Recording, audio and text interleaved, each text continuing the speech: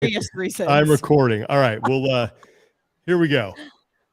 3, 2, 1. What's going on, everybody? Welcome to another edition of Talking Elite Fitness. Sean Woodland, Lauren Khalil, and easily the fittest man that we've had on this podcast, least fittest master we've had on this podcast in a long time, Jason Grubb. How you doing, Jason? Thanks for joining us.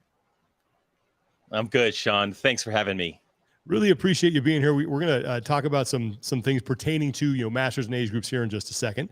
But first, we want to thank our sponsor for today, and that is Working Against Gravity. If you guys are looking to get your nutrition dialed in, you can check out workingagainstgravity.com. You may have just heard my dog sneeze. He's here. He's going to be roaming around here a little bit. Just bring your dog to work day. But when you sign up, you get your own nutrition coach that builds you a custom nutrition plan.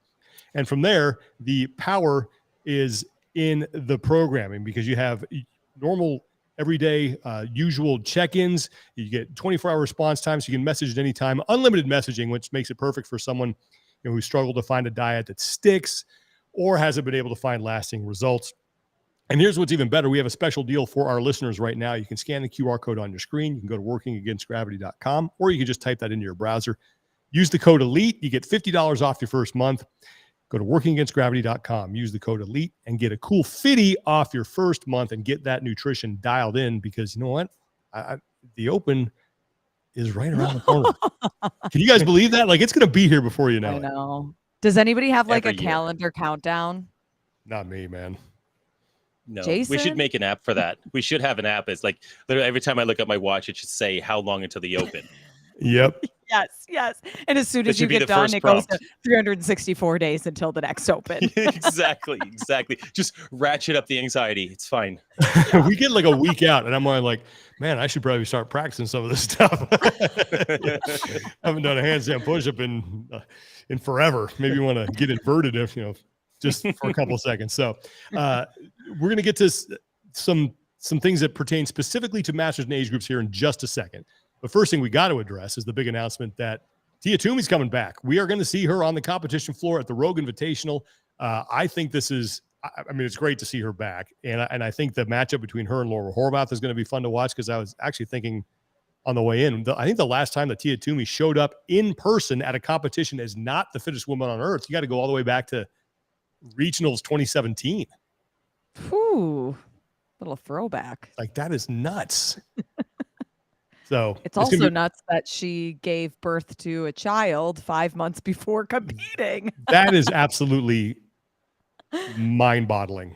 I don't Boggles the mind. understand. Just crazy. Like, wow. But it'll be fun to see her back. Go ahead, Jason. I was going to say, just seeing some of her Instagram videos, she's not easing back in the water. She is diving head first and doing things that you don't see someone do a few months after pregnancy, as far as after giving birth. I'm not a pro at this, but it's intimidating to me. It's just incredible. I mean, and I've said this before, and Jason, I'd put you in this category, because you and I'm going to be 50 next year. And I think this is your last year in the 45 to 49-year-old division. No, I have 2 more years. Okay. 48 and 49. Don't age him up, Sean. I'm just curious, because I'm just going to make the point. It's like, some people are just built better than you. And like Jason, I could work, I could dedicate my life to this, just trying to get fit. I would never reach Jason's level. Like, just some people have that natural God-given ability, and Toomey is one of them. She's just better. And it's really scary that she's been able to get back to this form in such a short time. It's nuts. Well, and I think it's incredible, because we used to talk about Annie Thor's daughter, who came back and competed 9 months after giving birth. And we're like, wow, that's amazing. Like, can you believe it? And now we're looking at 5 months after giving birth. It really is incredible what the human body can do. And even looking how Tia went through all of the open workouts and did the quarterfinals workouts, but obviously had to scale things like bar muscle ups. But she was training harder than me, who was not pregnant up until she gave birth. I know. It's crazy. But look, if she wins, that sets up a cool story going into 2024. If she doesn't win, it sets up a cool story going into 2024. So it's going to be a lot of fun to watch. So looking forward to seeing the 6-time champ back out on the competition floor at the Rogue Invitational. Why we wanted to bring Jason on today. And by the way, Jason has a great podcast. If you guys haven't checked it out, for Masters in Motion. Want to check that out wherever you listen to your podcast.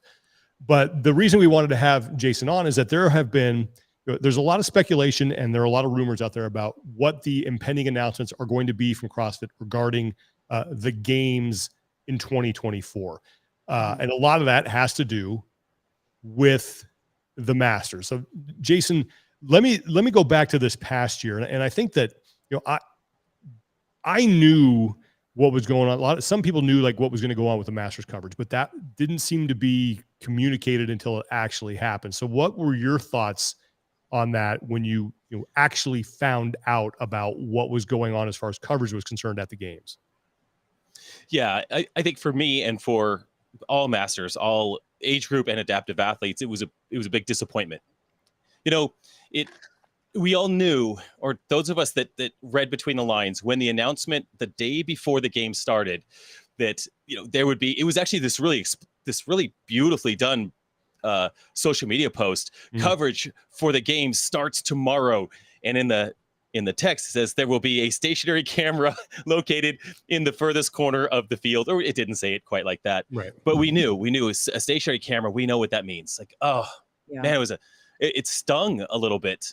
I've done this before. In 2019, there was no coverage for Masters athletes. That was one of those transition years. And again, poorly communicated, cut the field to 10 that year in 2019 from 2018, which was my first year at the games, and no coverage. And I won. Oh, he's back. That's right. I'm back. That was the fastest jumping back on I've ever seen. Yeah. That was weird. Even your internet presence is fit. That's crazy. It is. We bounce back. Back. Nuts. So this wasn't the first time that we'd experienced this, and it was disappointing in 2019. But then this year, we were all disappointed. And I think we were disappointed mostly because of the lack of communication. And this is I think something that's happening right now as well, with regards to what's going to happen with the Masters athletes this next year. So, if CrossFit would have shared 2 months ahead of time, or even a month ahead of time, hey community, support your age group and adaptive athletes, by showing up at the games. This year, we're not having a live stream. We're doing a stationary camera, or this is what we're doing for a live stream. So those at home, you can still see it, but this is the plan, plan accordingly, because adaptive and age group athletes are very much embedded parts of the community, right? There's CrossFit gyms that send their Masters athlete, their teenager, their adaptive athlete to the games, and they've got this huge gym behind them at home. And when you find out the day before, you can't watch them. Like, this is a community that feels that effect. Of course, my family, my friends are all, hey, what's going on with the live stream? I hope they fix it. No, guys, this is it. This is it. So it was disappointing, but it wasn't just, there was that, and we kind of had that feeling, but I mean, it's the games. We're there to compete. I'm there to win.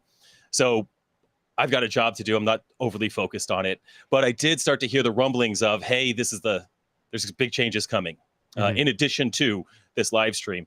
The slightly other disappointing component was during the press conference on the Wednesday night of the week of the games.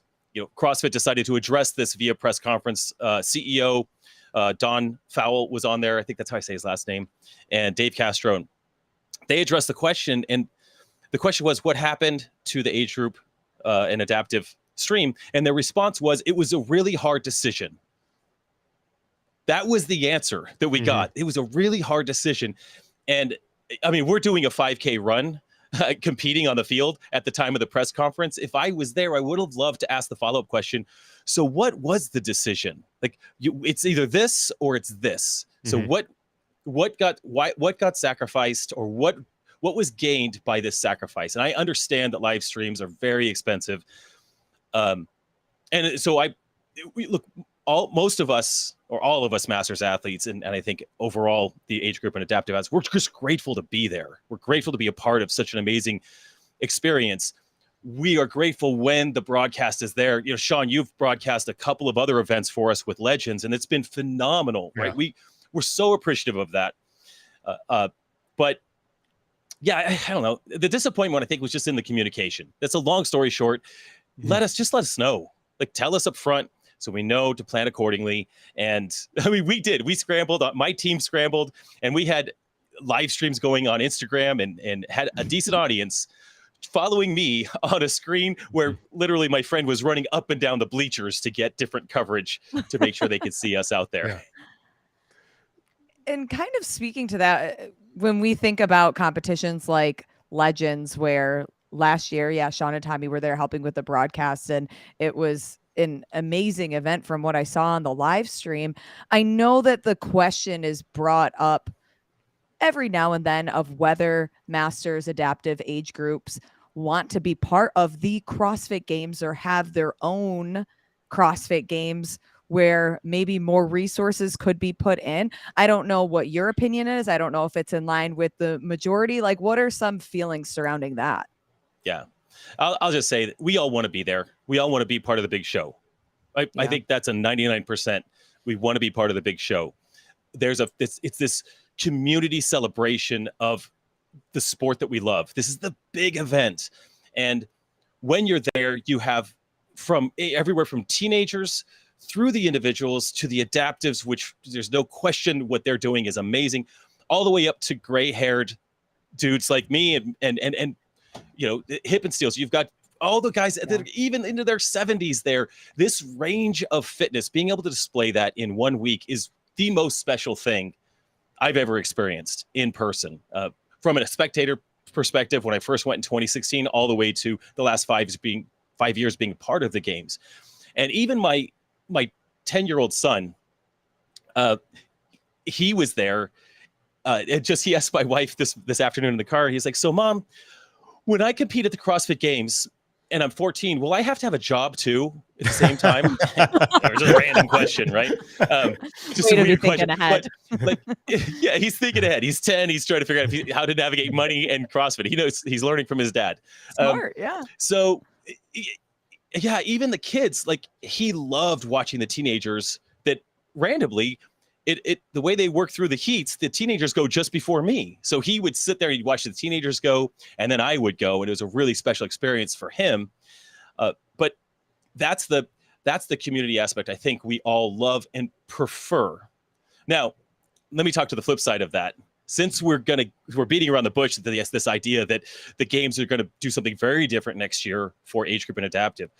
I just launched a training company specifically for Masters athletes. So if there is something that is its own event for Masters athletes, it's a different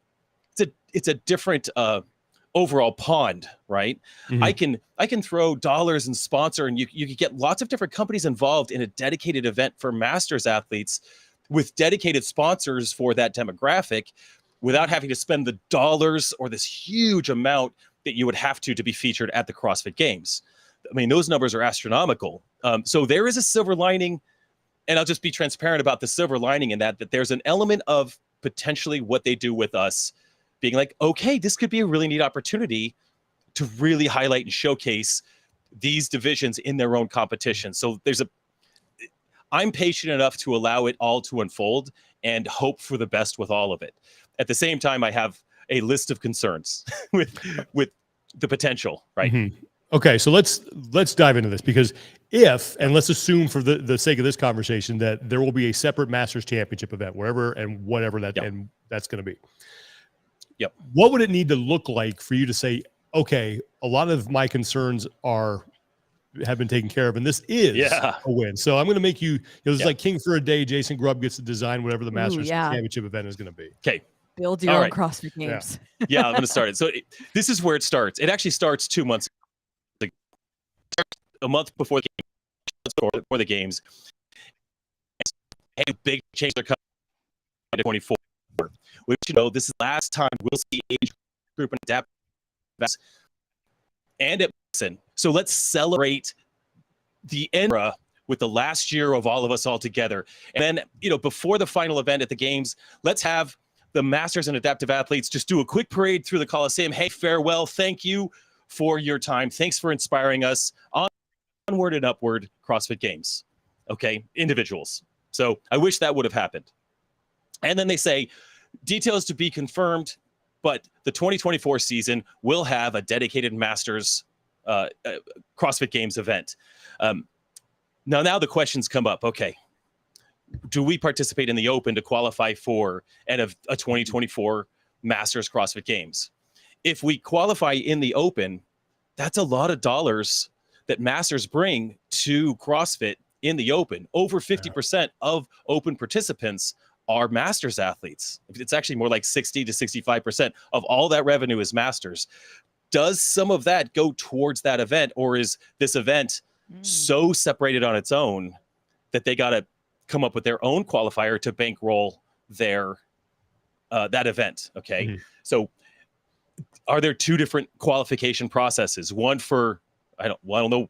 I'm not sure what the Open and quarterfinals would be. I'm not sure what the Open would be, but so there's the qualification process. What does that look like? And I think ideally, we've got the Open and one or two additional qualifiers. I'm a big fan of the quarterfinals and semifinals. I think there are so many Masters athletes. I'm just going to talk to Masters, narrow it down right now, that their goal is just to make it to quarters, right? And that's a big goal. So let's keep that in place, that top 10%, so they get another round of competition.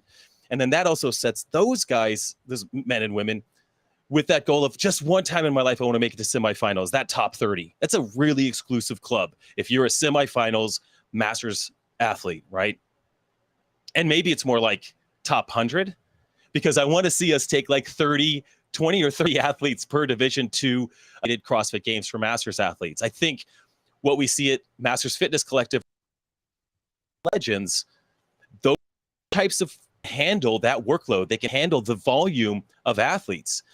If we're taking 35, 40, 45, 50, 55, 60, there are 7 divisions of Masters athletes times 2, men and female. So that's 14 separate divisions times, I don't know, 30, whatever that math is a lot of people at a competition like that. So that's a lot of money to help support that. That's a huge viewership with regards to like their communities, their families. It's not the individual games. There's not that, but there's a whole different demographic of viewership there that I think has deep pockets and could attract sponsors. And yeah, we have, in a perfect world, I'm king for a day.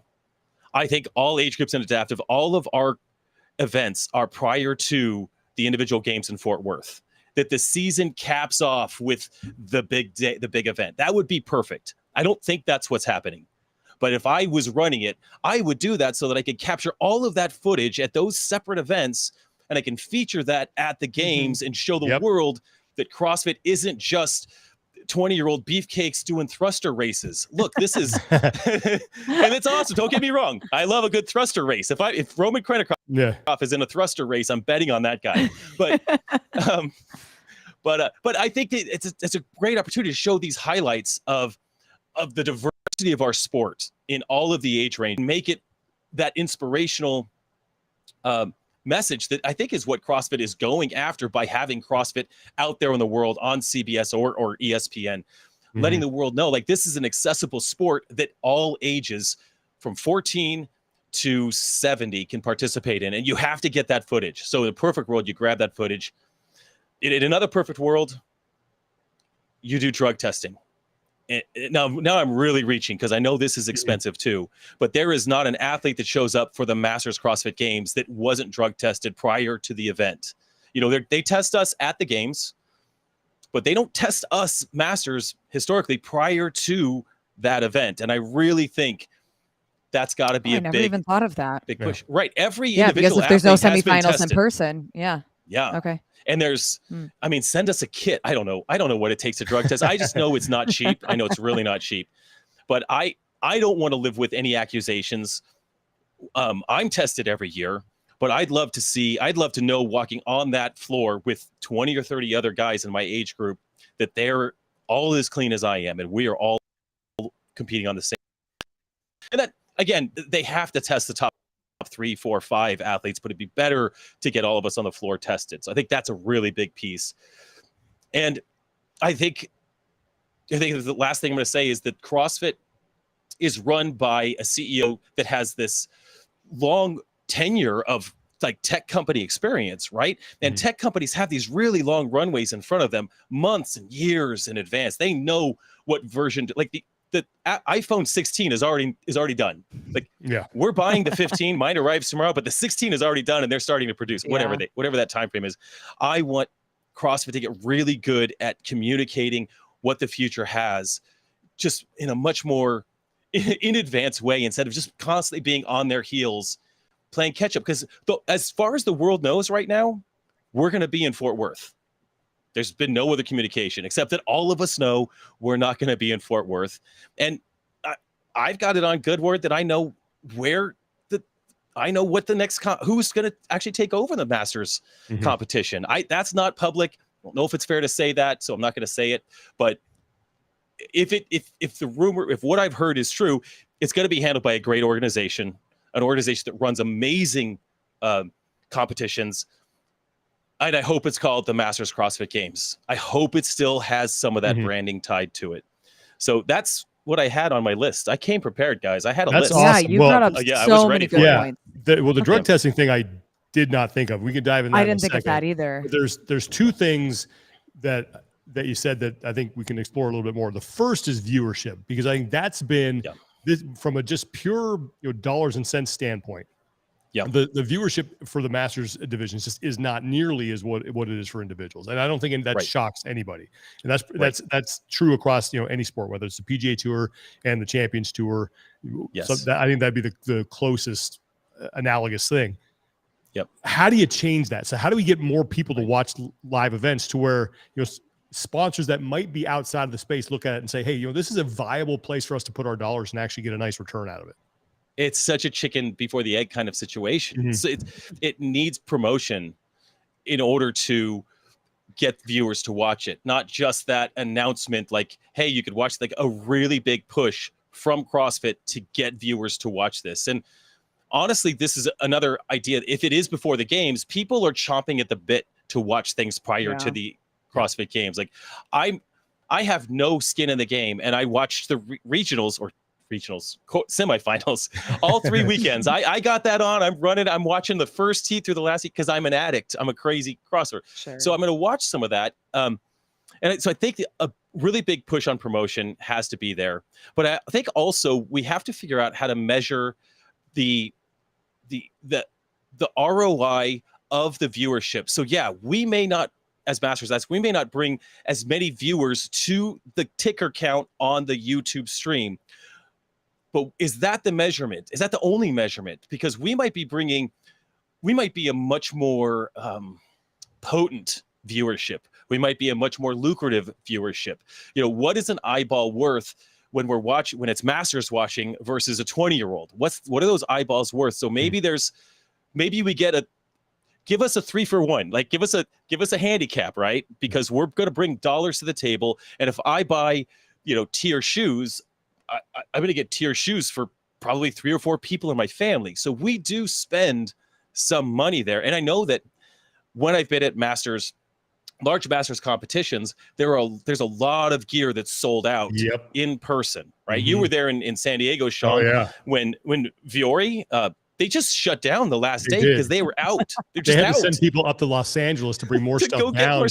Oh my God. So there's some deeper pockets. So maybe, but I do agree. I mean, the argument is, it's like the WNBA. It's another example of like, well, if we don't want to depend on CrossFit individuals, the individual competition bankrolling us, right? We want to be able to stand on our own feet as Masters athletes and build that viewership. And you build that by having a great competition. And you have the Sam Dancers, the Rich Fronings wanting, and Scott Pancheks and Josh Bridges. I mean, you throw all those names that are now in that category, the Jason Grubbs that barely etched the surface compared to those guys. But, create a competition and promote it so well that these guys want to be there, even if it's not part of the big show. I think the 35-year-olds this last year drew some decent crowds because of the names that were there. And of course, if Froning is there, it draws big crowds. We've got, Sam Briggs in the 40-year-old age group. We've got some big names moving up that people want to see. And I think we have to promote it. I mean, I'll promote it, but I think we need CrossFit to throw some dollars in that investment, not just for the live stream, but to promote the heck out of that live stream. That on that weekend that we're competing, man, all you see on CrossFit's, all their channels, it's just, you got to get out there and watch the Master. You got to get and watch it across all social media channels so that we're reminded and we build up to that. Yeah. That's what I think. So kind of with that same thing, how do we get more people to come to the in-person event, especially like you look at the CrossFit Games and everybody is there, that you get a little bit of bleed over of people who are coming early and then they come and they watch Jason Grubb and they're like, holy shit, this guy is amazing. Like, I've never watched Masters before. And that's, I think, how you organically get fans. But how do you get those fans to come to a separate event? To a separate event? Ooh, now I'm concerned. That is a concern. I mean, honestly, it is. Now, we do at Legends or at MFC and some other events, we do get a decent amount of people coming, but CrossFit, because of that individual event, there's a surplus of people that are coming and watch this. You know, it's tricky. That's tricky. I don't have an answer, Lauren, but it's a good question. How do we get people, especially if there's two events now? Maybe there's the CrossFit Games for individuals in August, and maybe there's the Masters CrossFit Games in September, 2 different locations. Man, how do we get people there to something separate? Because I even had people at the games this year, you all heard the rumors, and they're like, man, I don't know if we'll be able to watch you next year because I can only take 1 trip a year to a big fitness festival like this. So it may take, I mean, we're still an immature sport. We're still new to this. I think give us 10 years, and 10 years into the Masters having its own version of this sport, and maybe we start figuring out how to crack that egg. But I think it depends on where it's at. I mean, you know, if there's people that we could grab off the streets, we'll just pull them in. If it's in like San Diego, we'll just grab some people off the streets. Like, hey, get your ass in here. Sorry, get in here and come watch this thing. Well, that actually happened in San Diego. I remember there were times where people, because we were in that like tent with the window, and there were people walking by and they'd stop and they'd all day there. And then they come walking in for a second. It was awesome. It was really cool. And, another thing you talked about, and I could not agree with this more, and I've been more or less trying to shout this from the mountaintops, is that if you do exactly what you said, if you have sort of like a championship month that leads into the game, so you do adaptive teens, Masters games, you collect that footage, you incorporate those champions and those stories into your ESPN coverage. Now you're telling people, look, this is the tip of the spear that you're watching here, but this sport and this methodology is for everybody. And look at these incredible athletes that we have that are 65 and older, who we have Jason Grubb, who's won 4 straight, and you've been through a total transformation of your life. Like, tell those stories in that broadcast. I think that's a win-win. And then I think the other thing they need to do is bring back you can't call it the Miles Madison anymore, but something like that, where it's an episodic thing that covers the season, and incorporate a Masters athlete, someone with a great story who's trying to get to the games, because people will watch good characters and good stories. And I don't know why we just want to limit that to the individuals, especially if you're trying to get outside of the CrossFit bubble. And I think Masters, adaptive, teenagers, and you still can do the individuals, but like incorporate them in there. And I don't know why that hasn't been done. That's a comment. It's not a question, but it just, it is about serving your audience. You know, HQ, the audience for HQ, or the audience in CrossFit gyms are, I mean, the average age is probably, CrossFit gym across the board. Maybe it's a little bit older. If you just look at most CrossFit gyms, I mean, there's definitely some CrossFit that skew younger, but the demographic is broad for CrossFit. So support that entire affiliate model with 10,000 plus boxes full of teenagers, you know, young adults, middle age, and older adults. I don't even know what to call all these different categories, but yeah, let's feature them in the narrative and tell those inspiring stories. They're in my division. Like, I know in my division, the 45 to 49, of the 10 that were there, there's 3 or 4 individual stories of fat, unfit, unhealthy to CrossFit games. I mean, that is dramatic life change. And I'm inspired by those stories. You know, we're not all genetic mutants. We're just guys that woke up one day and were like, I'm tired of this. And oh, wait, I can do this sport. And there's a way to compete in this. Oh, wow, this is amazing. So being able to showcase that, Sean, I agree, in the Miles to Madison or some version of that. So you have that the battle between Krennikov and Adler. That creates a really fun story or whatever they decide to do that. But then you've got the 45-year-old division, or maybe there's just one episode that follows 2 or 3 different masters at different divisions, or all age group, or whatever that looks like. But I love that idea, Sean, because anytime you tell a story, you initiate fans around that story. I had to create, for me, my own story out there. It was never going to get told, right? CrossFit was just never going to do it. After year 1 at the games, year 2 at the games, I was like, CrossFit doesn't, at the time, I was just like, CrossFit just doesn't care. They don't know. They don't have the bandwidth to share my story. So I guess I'm just going to get on YouTube and start sharing it. And let's just see where this goes. Yeah. And it's turned out to, the YouTube algorithm has been generous enough to share that with a lot of people. And I'm super grateful that I've inspired hundreds of people to get off the couch and do something because they saw the video of me, honestly, with a GoPro in an RV park talking about my story. That's the one of my videos that has 1 million views. And it's just this, guy walking around. I want to call it a trailer park. It's not a trailer park. It's an RV resort. It's a campground. It's a campground. That's right. It's the high-class trailer park. And it's the GoPro handheld version. But that story is inspired. And I think anytime you can tell those stories, and there's in the Masters group, there are just dozens and dozens and dozens of the stories that could be featured and shared. And then you create fans and you create that sharing squad that wants to watch. They want to see this stuff online. So yeah, I think that would be perfect, Sean. I don't know if they'll be able to swing that year 1. I've heard some of the timelines, but I don't either. We're learning. And again, this is just, I've seen some of the comments on some of the posts, like, is CrossFit's marketing department run by interns? And no, they're not. It's not just, they just seem to be on their heels on this stuff instead of way out in front. And I'd love to see them get in front of this and be able to tell a cohesive story and a cohesive message. This is why the games are going to Fort Worth. This is why we're breaking it off and we're going to have individual competitions. This is how it's going. And this is how we're supporting the community doing this. And make that a beautiful story, CrossFit, and we'll just love you for it.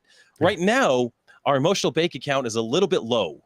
So we need just a little bit of just a little nuzzling, a little love. Tease us with something interesting so we know what's going on. It goes back to what you were saying about if this was planned out and there was a content calendar and a marketing strategy. And I think it just comes down to bandwidth from CrossFit. There would have been some kind of celebration at the CrossFit Games. There would have been some final push. Like, I have a nutrition coach who has masters athletes and she did not go to the CrossFit Games with them because she thought she could watch them on the live stream. And it's like, if they promoted that, like, hey, this is the last opportunity you're going to see the masters adaptive. We could have put some people in the seats. Yeah, really. And it was just such a swing and a miss. And I think that, just more foresight and planning for the season and even making the announcement. I mean, everybody is speculating as soon as you see the dates of the CrossFit Games, no, you can't fit all of those divisions into, what is it, 3 or 4 days? 4 days. It can't happen. There's only 24 hours in a day. I mean, I posted, as soon as that was announced, I posted something on social media saying, this is how I wish it would have been shared. And my goal isn't to be an antagonist, but I did want to throw it out there. Like, I wish it was said this way. And I had a flood of messages from people who hadn't read the writing on the wall. They were like, oh, really? Oh. What's going on? What do you know? It's not going to be in Fort Worth. You won't. I had so many people with the Fort Worth announcement saying, hey, come stay with me when you compete at the games. I was like, oh, man, maybe I'll come stay with you if I come watch, And just to reiterate, we don't know anything for sure, but in the case of what we're having here, this is just, so the other thing I wanted to ask you about is that, assuming again, you're not going at the regular time with your championship event, that now changes how you have to manage your competitive season as far as training goes, whether they bump it way up or they put it towards the end of the year. So from a competitor standpoint, how do you, it's like, hey, we're going to compete for 3 months and then I'm taking 5 off, or I'm competing for 3 months or 4 months straight. Like, how do you manage that schedule?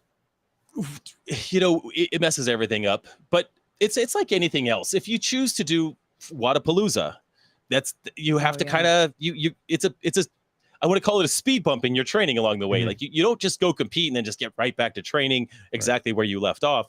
So I think as masters athletes, I know for me, I pick and choose which events I sort of want to hit throughout the year, and then I work backwards from there. So for us, it doesn't really mess with our training calendar that much. Like, we're pretty adaptable as masters athletes. We're trying to figure out how to do life and train. Mm-hmm. And so you tell us the games are a month early or 2 months later, we're like, okay, that's fine.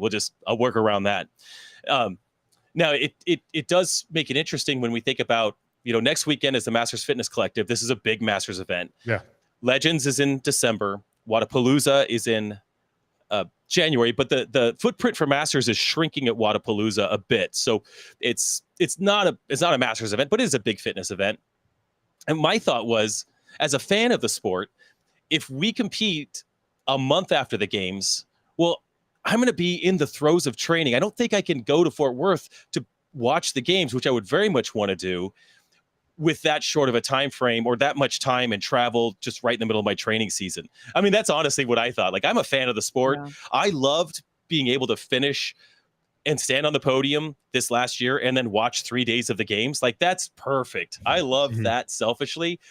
But, if it's 2-3 months afterwards, I'll come out to Fort Worth, hang out with some friends and go watch the games. And then I'll really be starting my training after that. Now, as far as the qualification schedule, that could get curious. Like, do we do the Open? Do we do quarterfinals and semifinals and then have like 5 months before our games, or 1 month before our games? That's where it gets interesting. Yeah. What is the gap between semifinals and the games? And in 2019, 2020, remember we were playing with that Open. We had 2 Opens that one year, and that really got confusing for everyone. I owned a gym at the time, so I mean, telling members there's 2 Opens was just a nightmare. That is the one thing that it could mess with us if we know what that timeline is well in advance, we'll adapt to it. It's not a big deal. Mm-hmm.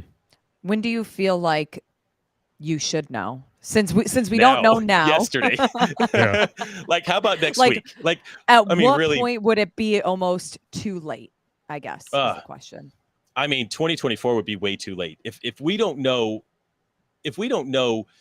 well in advance of the Open what our season looks like. I mean, honestly, I'm not sure every year when the Open season is announced, but I think it normally, like October, maybe November, they publish the qualifier season for the following year. We have to know by then, if not the same week, right? I think that's got to be that's got to be the play.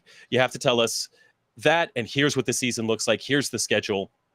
And ideally, let's not make it by the way, here's the Open quarterfinal, semifinal. Here's our schedule for 2024. By the way, here's this other little note. The age group and adaptives, you're all going to have your own competitions, details to come. Like, we got to get that PR team just in front of that, just enough to make that something to celebrate. And if it's going where we think it's going, that team, I think, will do a good job promoting it. Will that be in connection with CrossFit? Will they be tightly connected in that process? I hope so.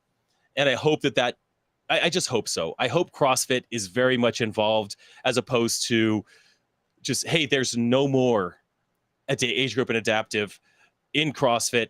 It's all its own thing. And now there's just another competition called the CrossFit World Championship, not the CrossFit. I would love the branding of the CrossFit Games to extend for masters, for teenagers, for adaptive at those events, and then somehow have that collaborative marketing. That's all I'm saying. But definitely announced when there's a timeline for the year. We got to know what we're looking at. So in a celebratory announcement, I think we're doing this is good news. Spin it in a good way. That brings me to my next question. And you've addressed this. You've mentioned this a little bit throughout this talk. But when that announcement gets made, whatever it's going to be, what are the things that you need to hear for you to say, okay, I feel good about this. I think we can make this work. I mean, okay, I'm king for a day again in this scenario. It is. But we had you on, man. You know your stuff. I know, so you could sit on your throne. Yes, I'm sitting on it. So we want to have, we want to have the name CrossFit Games. So dedicated CrossFit Games for masters athletes. There's there's better phrasing than that, but that's good enough. We would take that. Dedicated CrossFit Games for Masters, larger field, that creates so many more opportunities to have lots of people involved in the games. So instead of the top 10, like threading the needle to get into the games, you have the top 20 or the top 30. And you just have so many people, like dream come true, competing at the games. With all of that, we would love to have, coverage. I don't think that needs to be part of an announcement. Those bridges can be crossed, but I think really that's it. Dedicated CrossFit Games, dedicated location, dedicated event for Masters, larger competition field. Here's the timeline. Here's your qualifier. Really make it. So, for example, when I'm at the CrossFit Games now, I feel like a games athlete. Make us feel like games athletes, because that is it's an amazing experience to walk into the last couple of years. It's been the Noble locker room, right? And you go in there, you saw it. I almost said you saw it on TV. That's old school, Sean. We saw it on TV, right? You see it and you're like, this is it. I'm walking in here and it's so fast. It's so surreal.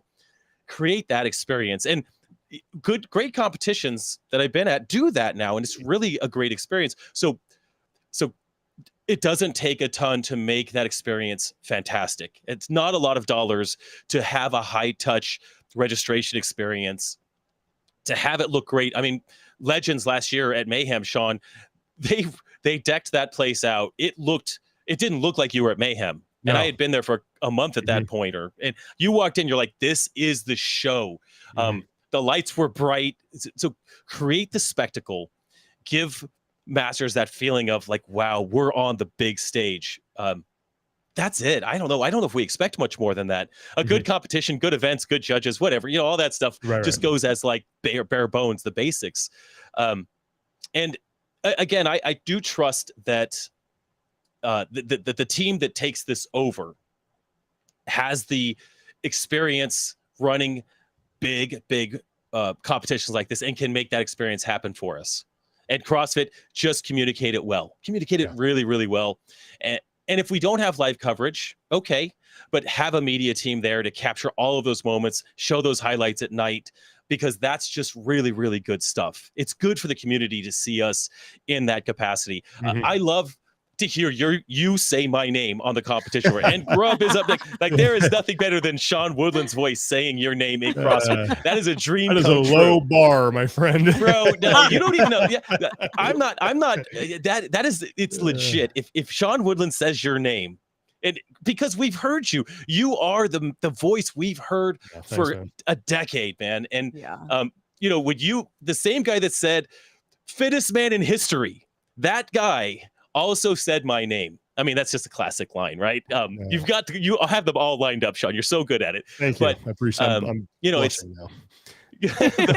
Those are the experiences. If we could just have a couple of those experiences in our own dedicated, but again, I think the selling points are dedicated event, big stage, CrossFit Games for Masters, larger field, because I talked to Adrian Bosman on our podcast this year, and they want to give us a larger field. They want to do more for us, but their hands are tied. They're dealing with limited budgets, limited time frames, the amount of people they can have on the field at one time. So if this creates the opportunity for more people to qualify for the CrossFit Games, it's a great thing. There's nothing better than a 50-year-old that shows up at the games for the first time. I mean, it's amazing. Yeah. It's amazing. Yeah. So that would do. That would be okay. And again, I think give it a couple years here. And although it's going to be a slight disappointment, a dramatic change to the landscape of CrossFit and what the CrossFit Games are, it could be really, really cool. Could be really cool. And it's the same thing for teenagers and adaptive. You have people that specialize in adaptive programming running that entire event. Like, it could only be done in a better way, and teenagers as well. I want to see it happen, because I do want to stop talking in a second, but I do want to see the teenagers that come up, right? Guy Mahiros, right? He came up from the teenager. I mean, so many, but you've got all of these teenage athletes that have now burst into the CrossFit world. It's fun to have watched them come up. And it's fun to watch the athletes we've been watching for 10 years move into the Masters category and even have new stars show up in the Masters. So, yeah, let's see what this looks like as we go in the future. And CrossFit, don't mess up. Don't mess it up. Don't mess it up. It's a big you have a big responsibility with these guys. We're not fragile. We just want you to not mess it up. For sure. That's all. Yeah. Well, we'll have you back on when they do make the announcement, but I'll be ready. Yeah, we'll see how many. I'm sure they're taking notes right now. And we'll see how many of these got checked off. Yeah. Well, look, I try to look at this as the glass is half full, and I agree. If it is the case, we're going to spin this thing off.